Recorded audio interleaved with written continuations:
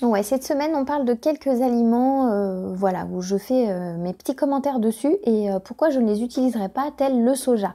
Le soja, on va en parler. Alors, salut, c'est Nadège, donc naturopathe et chanteuse, et donc dans cette vidéo, je vais vous expliquer en quoi le soja n'est pas toujours très très bon. Je suis désolée, amis végétariens, ou si vous êtes quelqu'un qui a envie, en tout cas, de réduire un petit peu votre consommation de viande ou de la remplacer, eh bien attention, le soja. Méfiance. Le soja, en fait, il faut savoir que par les Asiatiques, il a été considéré toxique jusqu'à la fin du 19e siècle, quand même, et que du coup, c'est à partir du 20e siècle, en fait, qu'on l'a découvert au niveau de la fermentation. La fermentation détruisait le facteur toxique, et donc du coup, c'est à ce moment-là qu'on a dit, bah, finalement, on va peut-être pouvoir le consommer comme ça. Je rappelle en fait le côté toxique du soja, c'est qu'en fait, c'est un antithyroïdien déjà, donc quand même, c'est pas rien. Donc ça détruit, alors la fermentation, elle détruit presque totalement, mais pas totalement. Donc il y a quand même le facteur antithyroïdien qui est là. Je relis pour rien oublier. Le facteur antitrypsinogène, donc on agit en fait, on agit sur, il est toxique pour le pancréas et également c'est un anti-croissance. On va le voir après. Il y a beaucoup d'acide phytique, donc ça inhibe l'absorption des minéraux, des oligo-éléments et il y a une action, il y a un stéatogène, donc c'est-à-dire qu'il y a un dépôt d'acide gras en fait au niveau hépatique, il peut y avoir ça, et il y a un facteur d'agrégabilité plaquettaire. Donc c'est quand même pas rien. Hein. Donc je suis allée un petit peu plus loin, donc effectivement la cuisson à haute température, elle détruit donc en grande partie cette fameuse toxicité. Moi, ce qui m'embête aujourd'hui encore plus, c'est qu'on trouve plein de sortes de soja effectivement sur le marché, pas toujours fermenté, et souvent dedans il y a du nigari ou ce qu'on appelle donc du chlorure de magnésium communément. Donc on sait que le chlorure de magnésium, j'en ai déjà parlé sur cette chaîne, autant il est avantageux pour pas mal de problèmes d'urgence, hein, gravissimes. Par contre, consommer régulièrement, sincèrement, ça abîme le pancréas. Je vous le dis.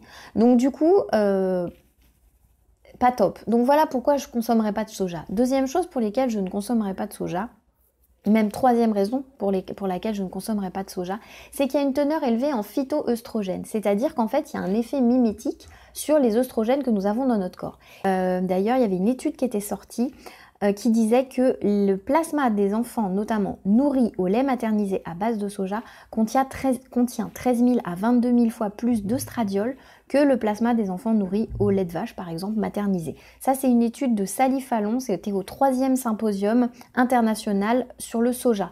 Donc, c'est pas rien quand même. Je regarde parce que j'ai encore le petit chat qui est revenu dans l'autre vidéo. Qu'est-ce que tu fais là? Voilà, décidément, j'ai un petit chat qui rentre chez moi. Enfin, un gros chat. Voilà, qui rentre chez moi. Donc désolée, ça fait plusieurs fois que...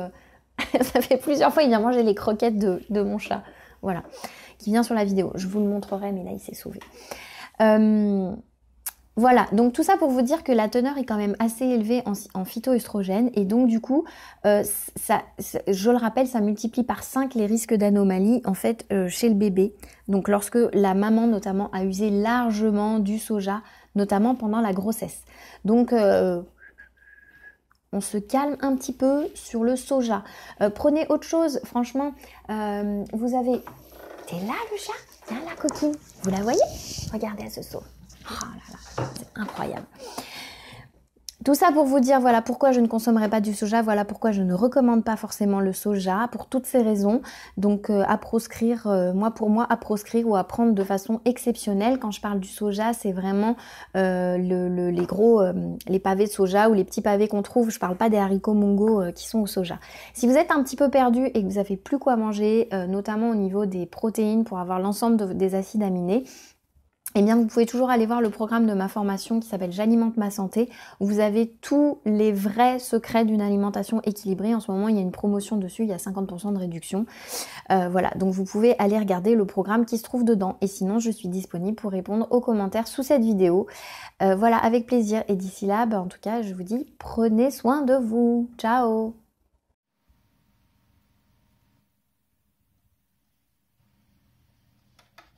Voilà, l'histoire de tout à l'heure, avec mon gros chat.